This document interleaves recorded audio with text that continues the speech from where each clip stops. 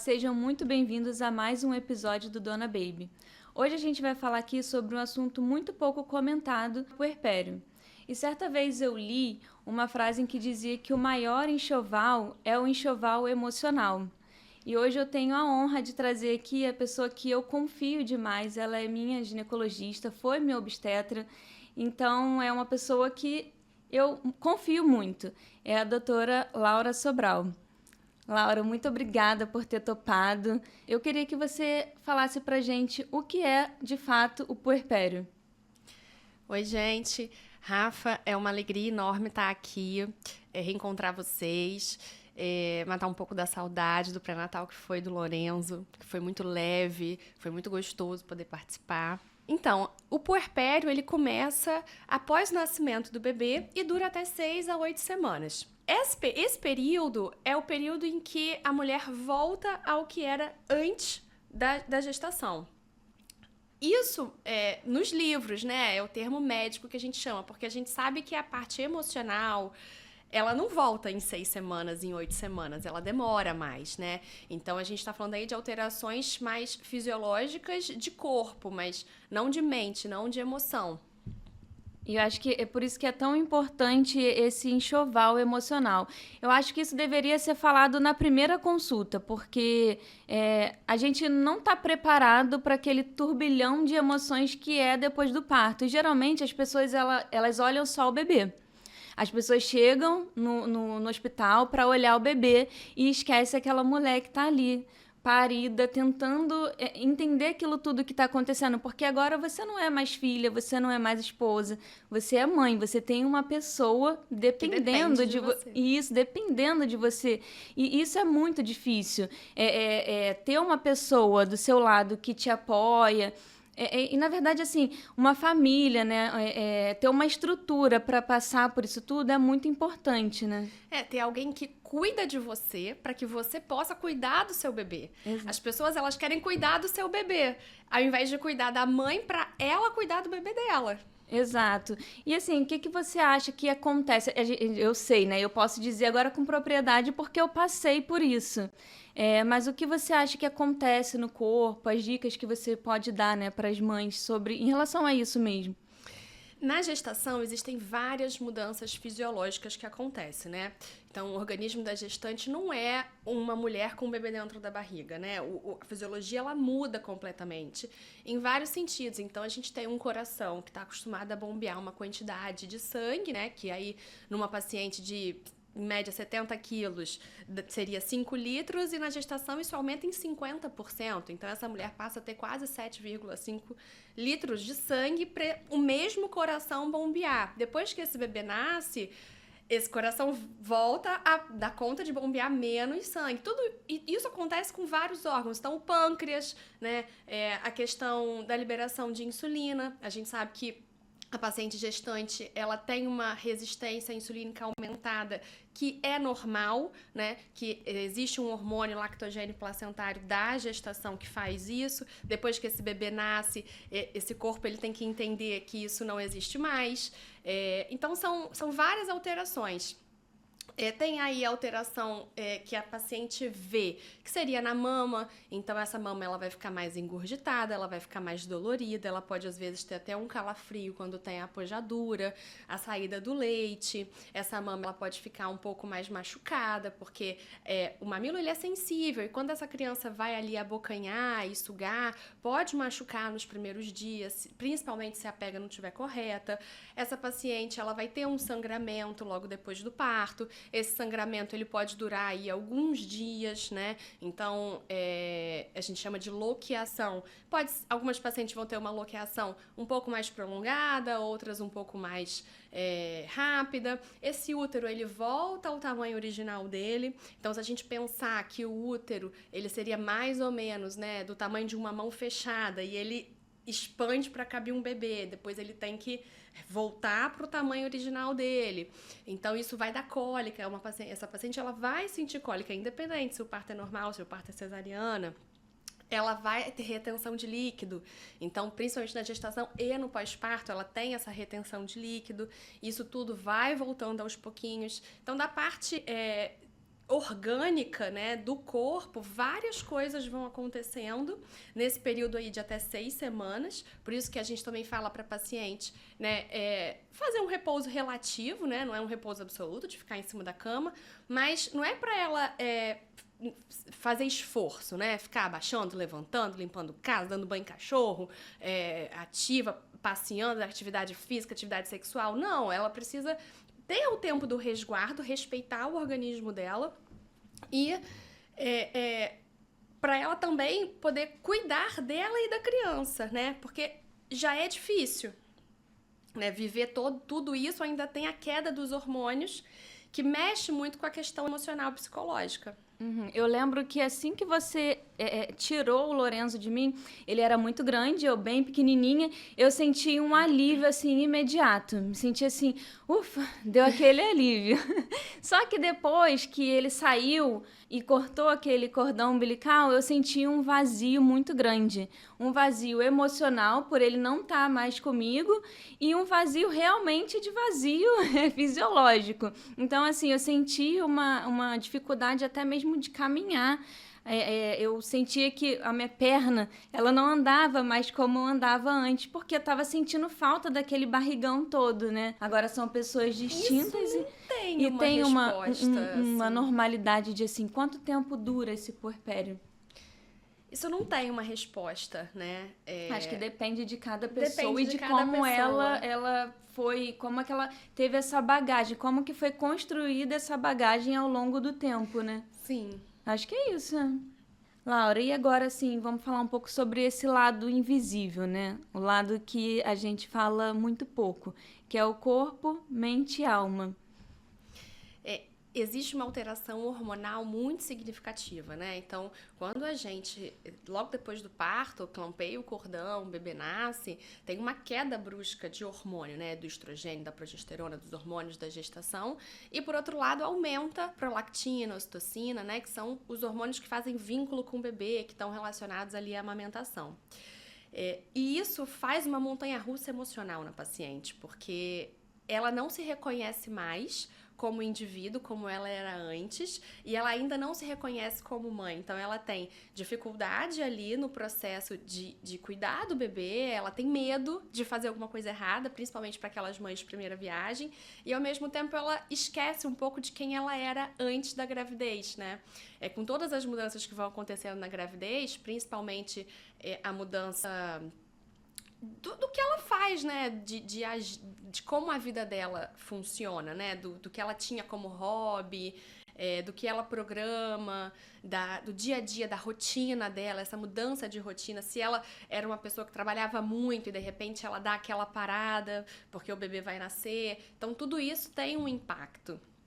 E muitas pessoas cobram da paciente que ela esteja muito feliz. Né? A gente vê isso que as pessoas não entendem. Nossa, mas você acabou de ter um filho, seu filho é saudável, seu filho é lindo, e você não parece que você tá feliz. Ela tá feliz, mas ela tá cansada. Uma vez eu escutei aqui, nem sempre nasce o bebê e nasce uma mãe. Porque isso não acontece de forma rápida. Ah, meu filho nasceu, agora eu sou uma mãe. Não. Eu, quando recebi o positivo, eu falo que eu me despedi da Rafaela antiga. Chegou uma outra pessoa que veio para ficar, porque aquela não volta mais, aquela não tinha o Lorenzo. Essa de hoje tem o Lorenzo. Então, assim, mudou tudo desde o momento em que eu olhei naquele positivo. Porque você se dá conta de que você vai ter alguém que depende 100% de você, né? Então, antes você podia se dar o luxo aí de ficar doente, né? De acontecer alguma coisa com você. Agora não pode mais, porque quem vai cuidar dessa criança, né? É claro que tem o pai, tem toda a rede de apoio, mas fica uma carga mental e psicológica, né? E emocional muito nas costas da mãe, principalmente, né? A gente sabe que é a mãe que amamenta, mas o pai também pode fazer muita coisa, né? O pai não amamenta, mas ele pode botar, né? Pode dar colo, pode botar pra dormir, pode dar banho, pode ficar com o bebê pra mãe descansar, né? A mãe pode tirar o leite, o pai oferecer pra criança num copinho, né? Ele, em teoria, ele não deveria ajudar, ele deveria participar, porque Ele é 50% Esse ali da termo relação. não deveria nem existir, né? É. Ajuda, não é? Não é? Pois É a parte dele É também. a parte dele do cuidado com o filho. Sim, e aí, por não receber essa ajuda tão importante, né? Não só do pai, mas ter uma rede de apoio. A gente fala sobre babá. Pra mim, assim, é claro que muitas pessoas não podem ter isso, mas é muito importante, porque você tá ali naquele momento totalmente vulnerável, você não tem tempo de cuidar de você, você não tem tempo de fazer nada. É só pro bebê, parece que você virou só um peito, né?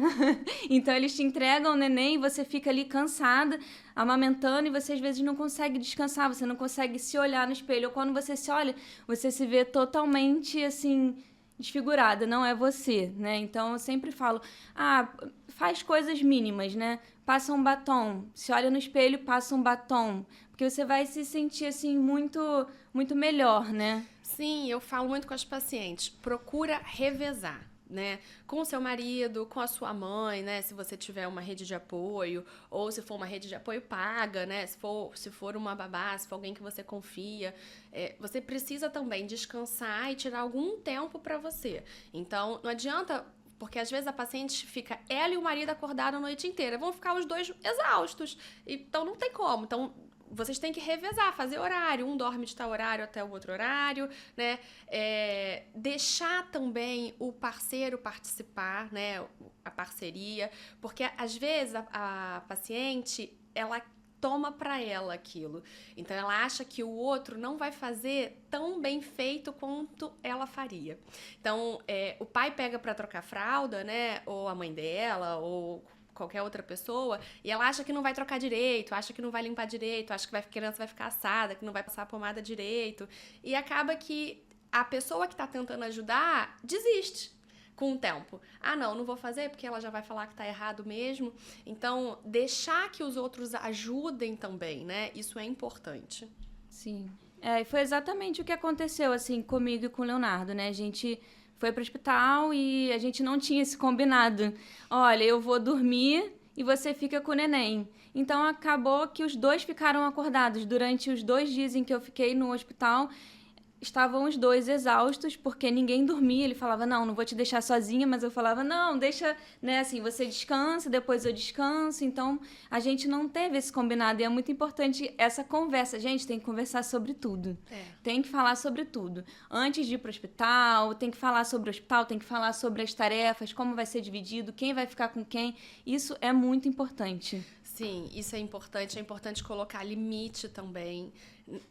Na rede de apoio, a rede de apoio, ela tá ali para te ajudar, mas se ela começar também a te atrapalhar, ou se aquilo for mais um problema, né, mais uma demanda, não adianta, né? Às vezes eu vou passar visita numa paciente, por exemplo, que acabou de ter bebê, né, tá internada, e aí eu chego lá, o quarto tá cheio de gente, e a paciente tá exausta. Teve uma vez que eu falei isso com a paciente, eu falei, olha, restringe um pouco as visitas, porque depois do parto você vai ficar cansada, você vai ter que dar atenção pro seu filho, pra você. Não, eu adoro bagunça, adoro quarto cheio, não tem problema nenhum. Eu cheguei lá pra passar a visita, fui examinar, as pessoas deram licença, saíram do quarto pra eu poder examinar ela. Ela olhou bem dentro dos meus olhos, pegou a minha mão. Você pode, por favor, pedir pra todo mundo ir embora? Porque eu tô exausta. Fala que é uma ordem médica. Falei, tá bom. Mas é isso, ela não estava aguentando mais fazer sala para os outros, porque as pessoas dormiram a noite inteira, estão super bem alimentadas, estão ali no horário que é mais conveniente para elas e querem conversar, querem pegar a criança. E a mãe fica assim, não quero que meu filho passe na mão de todo mundo, que todo mundo que foi visitar pegue a criança. Às vezes as pessoas estão sem máscara, às vezes as pessoas não usam álcool em gel, não lavam as mãos, então não estão vacinadas. E aí começa aquele misto de sensações de eu tô cansada, eu quero dormir, eu não quero que os outros peguem meu filho. Então é difícil gerenciar tudo isso, tem que estar tudo muito bem combinado com a sua parceria, né? Com a sua rede de apoio. Então, geralmente, a rede de apoio da paciente é a mãe dela, né? Ou a sogra, geralmente é uma outra mulher que tá ali, que já passou por aquilo e que entende muito o que tá vivendo. Então, isso precisa ser conversado antes, né?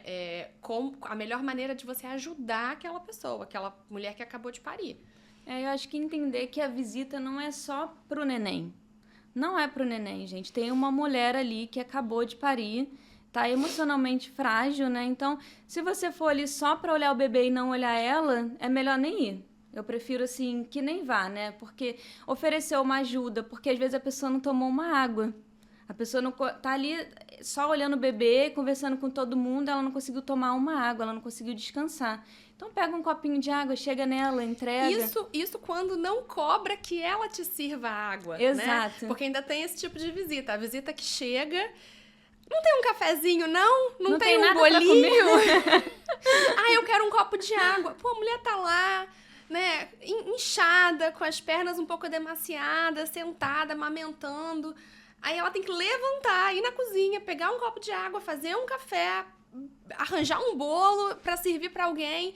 Porque, pensa, quando você vai receber uma visita na sua casa, você quer que a pessoa seja bem recebida. Então, além de todo o trabalho que você tá tendo de cuidar do seu filho, você ainda tem que pensar em como você vai receber uma outra pessoa, preparar a casa, né, arrumar a casa, porque a casa vai estar bagunçada, é normal. E isso gera um estresse que é desnecessário neste momento, que não deveria acontecer, né? E gera uma coisa que é muito normal na mulher e principalmente na mãe, que é a culpa. E aí você mais uma vez se sente culpada. Caramba, mas eu não tenho nada pra oferecer. Não, Caramba, e você né? pensa, não tô dando conta. Não tô dando conta, eu não arrumei minha casa, eu não tenho um bolo pra oferecer pra visita. Então, mais uma vez você tá indo pra lá, contribuindo pra que essa pessoa se sinta mais culpada, se sinta mais estressada. Exatamente, além de tudo E que vira tá um acontecendo. looping, porque a paciente, quando ela fica estressada, né? Todo mundo, quando fica estressado, a gente libera noradrenalina. Isso bloqueia a produção de leite. Então, a quantidade de leite dela diminui. Aí ela fica mais estressada, porque aí ela fala, meu filho tá com fome, eu não tô dando conta, eu não tô conseguindo amamentar meu filho. Então, isso vai virando uma bola de neve. O que a gente puder fazer para tirar o estresse dessa mulher, para deixar ela cada vez mais confortável, é melhor. Além das opiniões, né, que não são pedidas. Então, deixa a gente, assim, muito insegura. Porque se eu faço de uma forma que aquela pessoa que foi visitar não faria, e ela chega pra você e fala assim, não, mas dessa forma que você tá fazendo não é certa. E você fica pensando, meu Deus, o que eu tô fazendo com meu filho, né? Porque existem várias formas de fazer a mesma coisa do jeito certo, né? E isso aí é erro e tentativa. Cada família vai ver o que é melhor, o que se enquadra melhor ali, né? Então, existe uma série de discussões em torno da amamentação. Se você for ver, conversar com várias consultoras de amamentação, cada uma vai te orientar uma coisa. Uma vai te orientar a fazer um tipo de compressa, a outra vai te orientar a botar banho de sol no peito, a outra vai te orientar a usar a bomba tantos minutos, a outra vai te orientar... Então, assim... existe um turbilhão de informações e às vezes o que funciona para você não funciona para uma outra família, né? Você falou um ponto muito interessante, porque eu ficava vendo várias pessoas e lendo várias coisas, e cada uma falava uma coisa diferente. E aí eu ficava pensando, qual delas eu preciso seguir? O que eu faço? O que é melhor? Aí eu falei, não, quer saber? Eu vou seguir o que as médicas falam, as minhas médicas falam. Então eu vou seguir a linha delas, porque é quem eu confio. Então eu não posso ficar seguindo, porque a fulana, a blogueira, fez assim e deu certo. Não, vamos seguir uma linha. A linha da pessoa que você confia, que é a sua médica. E que acho é quem tá cuidando de você. Exatamente, que é o que funciona. Porque senão, assim, você fica perdido num monte de informações. E na internet tem... Internet aceita tudo. Então, você pode falar o que você quiser e...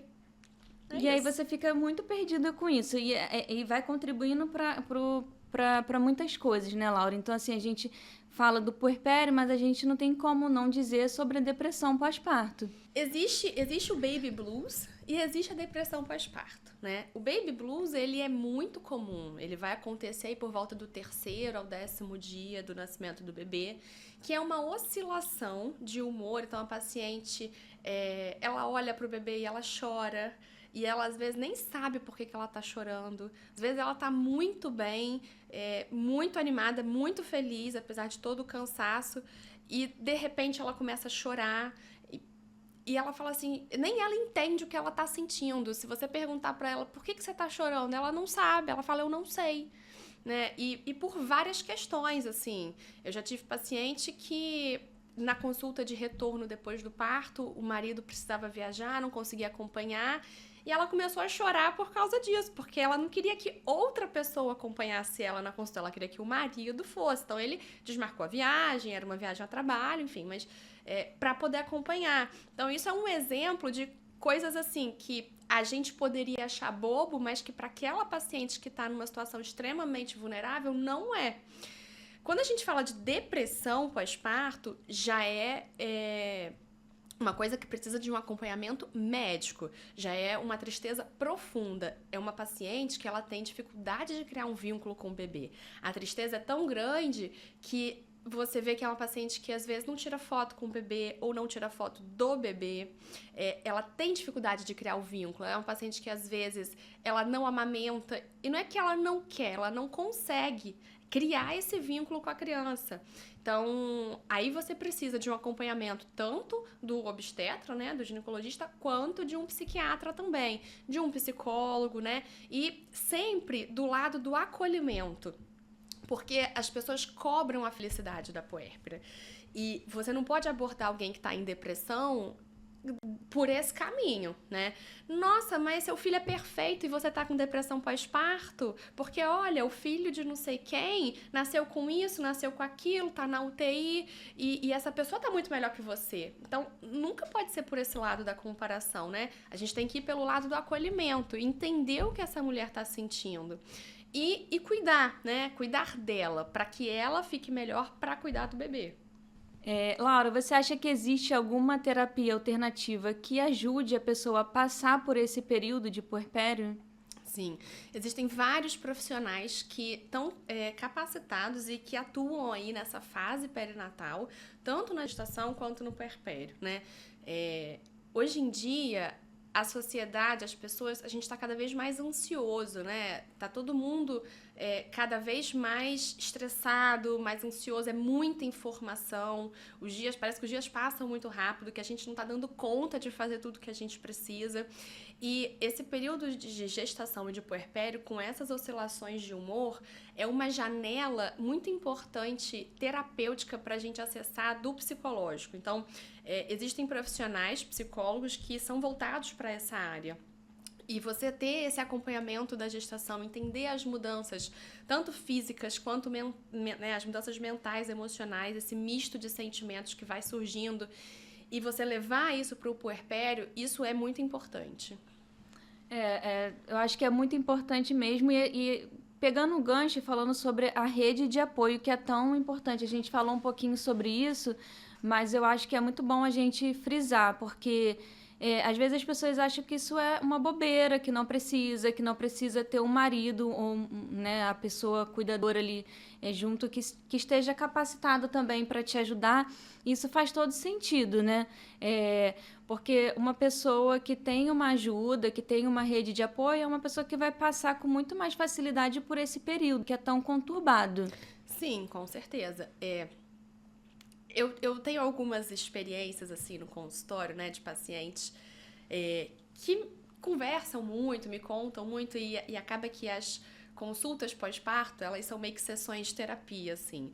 A gente conversa mais sobre o que a paciente está sentindo, sobre o que a paciente está vivendo, do que organicamente o que está acontecendo com ela naquele momento. Muitas pacientes até mandam mensagem: ai, doutora, vamos sair para tomar um café, comer um bolo, porque eu preciso conversar com alguém, porque elas se sentem sozinhas. Isso é uma frase que eu escuto várias vezes no consultório, que elas falam: o puerpério é muito solitário, porque elas quase não saem de casa. Então o marido sai, o marido que vai no supermercado, que vai na farmácia, que vai não sei aonde, a mãe que vai não sei aonde, que volta, ela fica em casa com o bebê quase que 100% do tempo. Ela sai para ir no médico e só.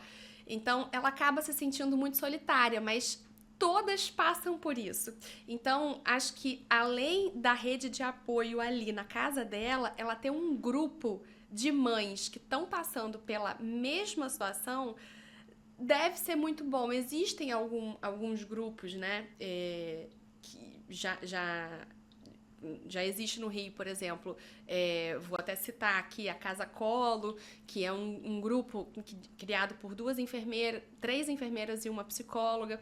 Eles têm esse encontro, né, das mães que acabaram de parir. Não só acabaram de parir, mas às vezes a criança tem 10 meses de idade já, ou tem 1 mês, enfim. Porque o puerpério, né, da parte médica, acaba com 8 semanas, mas psicologicamente, emocionalmente, não acaba com 8 semanas. Então, às vezes, a gente tem uma paciente que o filho dela tá com 10 meses de idade e ela ainda tá vivendo esse turbilhão de emoções. Eu atendi uma recentemente que ela só conseguiu retornar à academia, né, os hobbies dela agora, e ela ainda se sente julgada, né, por outras pessoas. Ela fala, meu marido sai pra surfar todo dia, e eu, quando vou pra academia, quando vou correr, eu me sinto julgada do tipo, quem tá ficando com essa criança enquanto você tá aqui? E ele não, ele pode surfar todo dia e tá tudo bem. E mais uma vez a gente fala sobre culpa, né? Então é muito importante não pressionar essa mulher. Se ela não quiser fazer academia, tá tudo bem. Ou se ela quiser voltar a praticar atividade física, porque Sim, ajuda muito. Sim. Teve uma paciente que a academia para ela sempre foi uma válvula de escape. Então ela malhou a gestação inteira e logo no puerpério, assim que ela podia voltar, ela já voltou. E as pessoas ficavam julgando ela na academia, do tipo, gente, como assim? Ela acabou de ter filho e ela já tá aqui malhando todo dia, como? E tipo, o que você tem a ver com a vida dela, sabe? Se ela tá lá é porque com certeza tem alguém pra cuidar do filho dela em casa. E o fato dela cuidar dela faz com que ela cuide muito melhor do filho dela depois, né? Porque se a gente não cuidar da gente, como é que a gente vai cuidar do outro? Então, a paciente, cuidar dela, isso não é uma coisa abandono absurda, também da criança. Não é um abandono da criança, né? Como eu já tive paciente também que foi fazer luzes, logo depois que o bebê nasceu, né? Com tudo que a gente orienta, né? Afastado da raiz, foi fazer luzes e super foi julgada também, assim. Nossa, mas seus filhos têm, sei lá, foi gêmeos no caso dela, tem 1 mês de idade, nem isso, e você foi fazer luzes no cabelo, você consegue pensar nisso? Gente, a mulher não foi embora. A gente tá sempre né? sendo julgada, né? Se a gente faz, tá ruim. Se a gente não faz também, nossa, você não se cuida mais, né? Olha, seu cabelo precisa de uma hidratação, você tá cheia de olheira, você não se cuida mais, você... É complicado. É difícil lidar com tudo isso, né? E tem um outro lado também, que acho que é muito pouco falado, que é a questão das amigas que partem depois que você se torna mãe. Isso é muito triste, mas isso é real. Sim, isso é real, eu tive algumas amigas que já tiveram filhos. Uma delas, inclusive, eu que tava no parto, fez pré-natal comigo e... foi maravilhoso, assim, foi muito emocionante. E são histórias completamente diferentes, né? De uma amiga para outra, assim. Uma delas relata que, né, a gente falava assim, olha, quando o bebê dormir, tenta dormir também, né? Porque o bebê tem vários intervalinhos de sono ao longo do dia.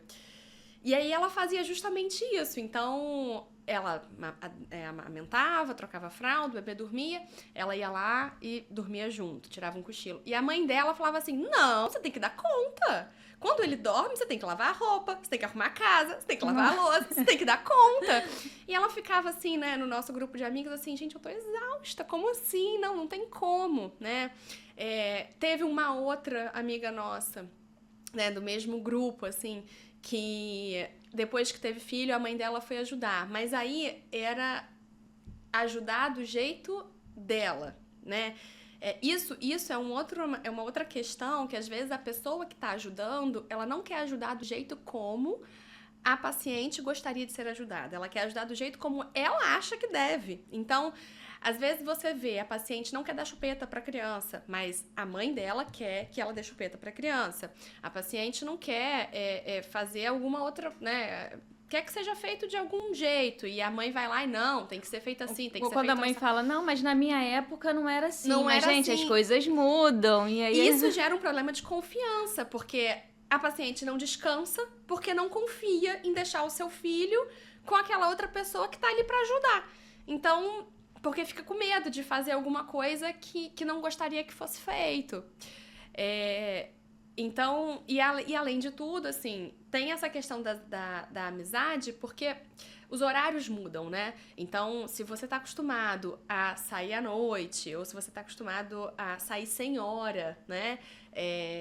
Agora as questões mudam. Então, você vai ter que ir almoçar, às vezes, num horário mais cedo ou num horário mais tarde, porque, né, tem que respeitar a soneca ali da criança, ou a criança acorda muito cedo, então você vai pegar praia muito cedo. Ah, vamos à praia. A criança acorda às 6, 7 da manhã, então você vai ter que ir à praia mais cedo. E aí as outras amigas que ainda não têm filho vão à praia mais tarde. Então, tem essa questão do horário, né?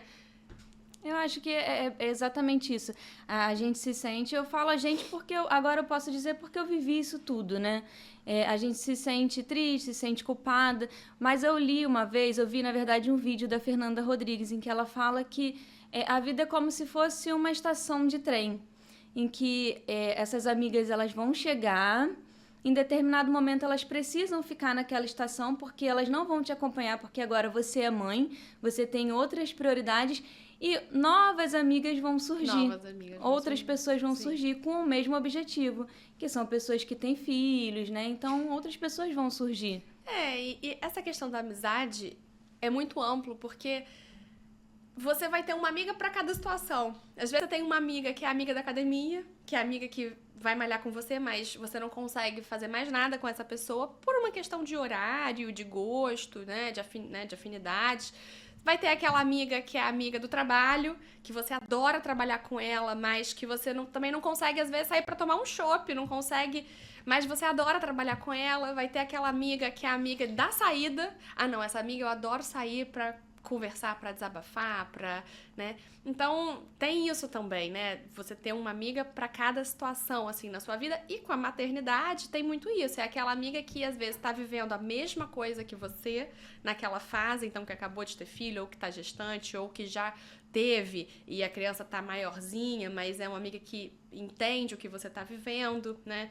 Então, você vai ter uma amiga pra cada situação. Eu acho que é importante dizer para as mães, para elas não terem vergonha de pedir ajuda. É muito importante saber pedir ajuda. A gente tem vergonha de pedir e dizer assim, eu não tô dando conta.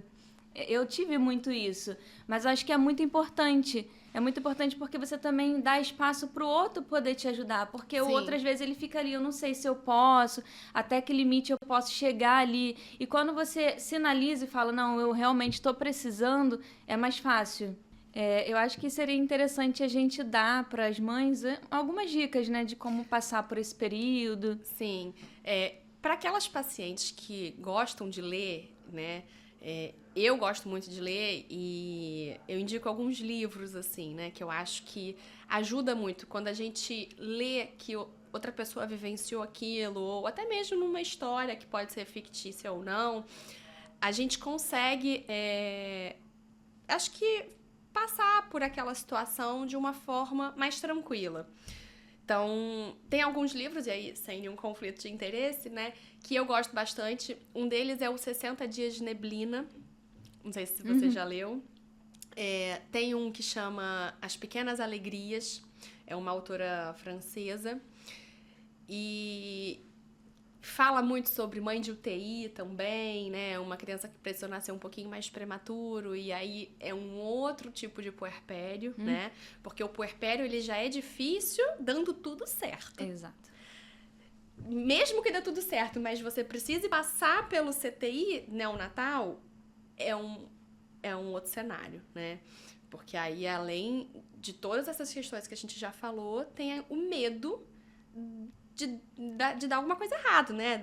Daquela criança ter alguma sequela, né? Não ficar bem, enfim. A prematuridade é uma caixinha de surpresas, né? O bebê prematuro é um bebê mais suscetível à infecção. O dia a dia na UTI é difícil. Vai ter dias que vai estar tudo bem, vão ter dias que não vai estar tudo bem assim. Então, é um outro tipo de puerpério que também é bem delicado. Você falou sobre a UTI, e é uma dúvida realmente minha. Porque eu já acompanhei algumas amigas que tiveram bebês e o bebê foi para UTI. A mãe, ela pode ficar com a criança? Pode. A mãe e o pai, eles têm acesso, né, 24 horas à UTI neonatal. E aí depende da onde é essa UTI, né, qual leito que esse bebê tá. Tem algumas UTIs que tem até um sofá-cama, né, que a paciente consegue dormir ali. A outros leitos tem só uma poltrona. E aí é bem mais desconfortável.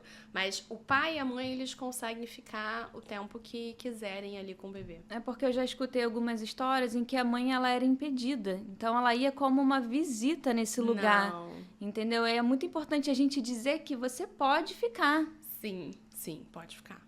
Porque às vezes até acontece assim, infelizmente, né, do bebê nascer, ir pra UTI e ele falecer. E essa pessoa ficar sabendo da notícia depois.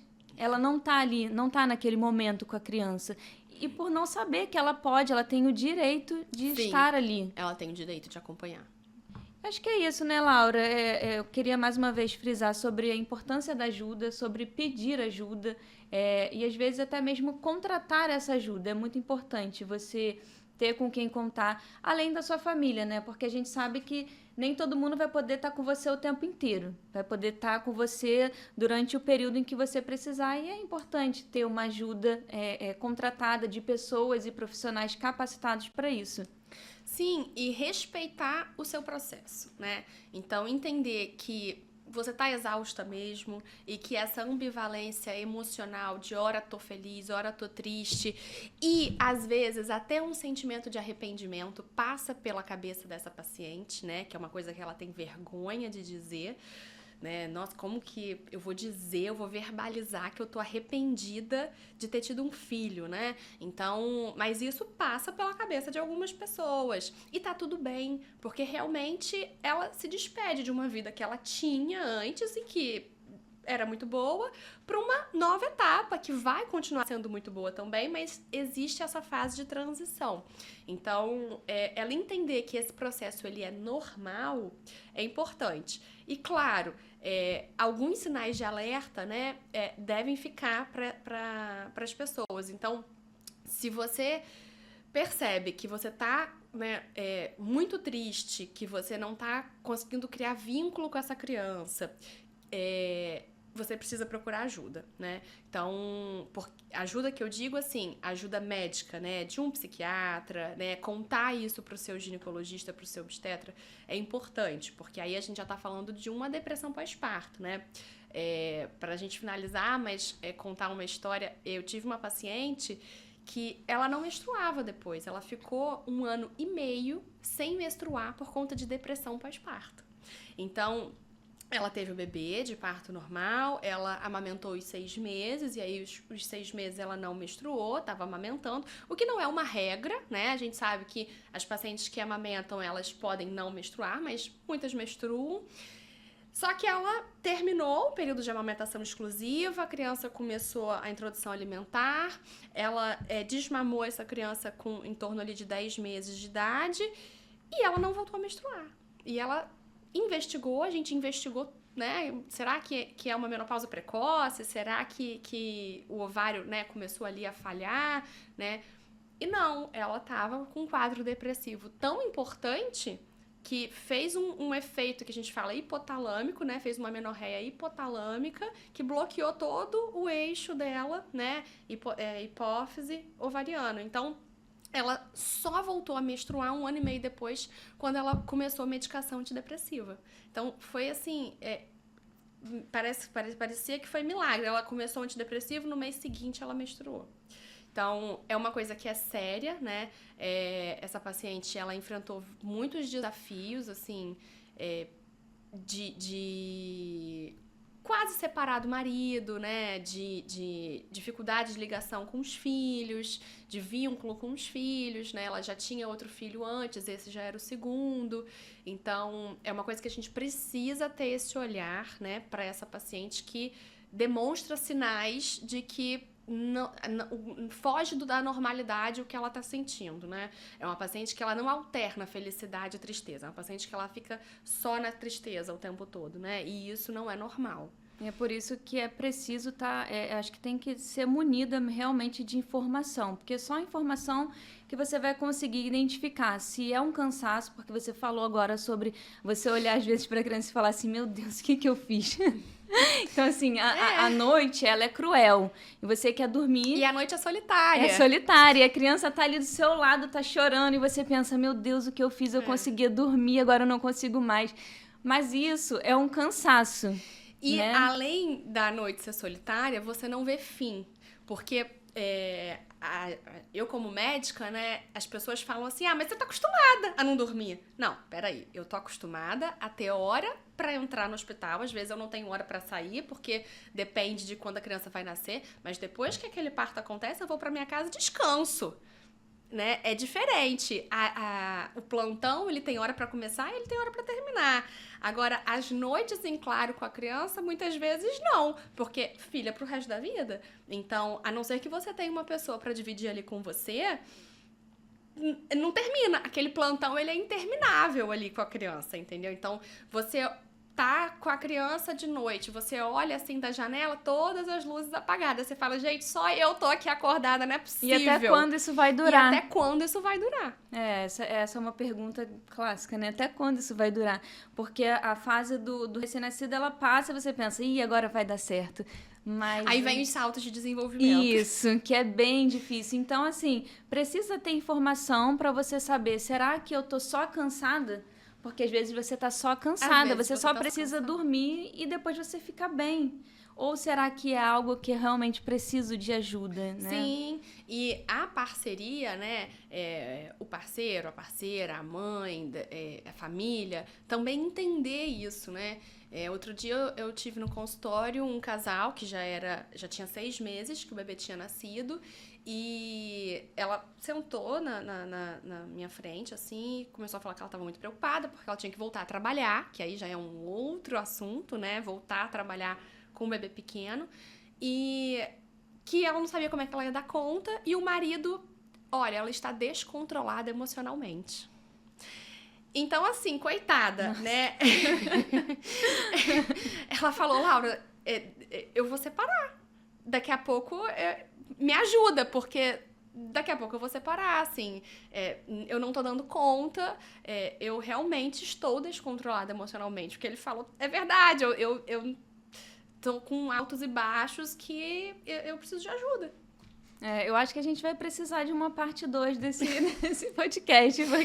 Porque são muitas camadas, né? A gente tem a camada das mães de UTI, a gente tem a camada das mães que voltam a trabalhar, a gente tem a parte das mães que não tem nem esse tempo para ficar com a criança, então tem muitas mães, principalmente as autônomas, né? E que contribuem financeiramente com grande parte da casa, que não tem 4 meses, às vezes, para ficar com a criança, né? Ela precisa voltar com 1, com 2. Então, são várias camadas aí de puerpério pra gente descascar. Laura, muito obrigada mais uma vez. Foi maravilhoso ter você aqui. Foi ótimo. E, gente, se vocês gostaram do vídeo, curte, compartilha, envia para todo mundo, porque informação boa, de qualidade, a gente está fazendo aqui. Muito obrigada.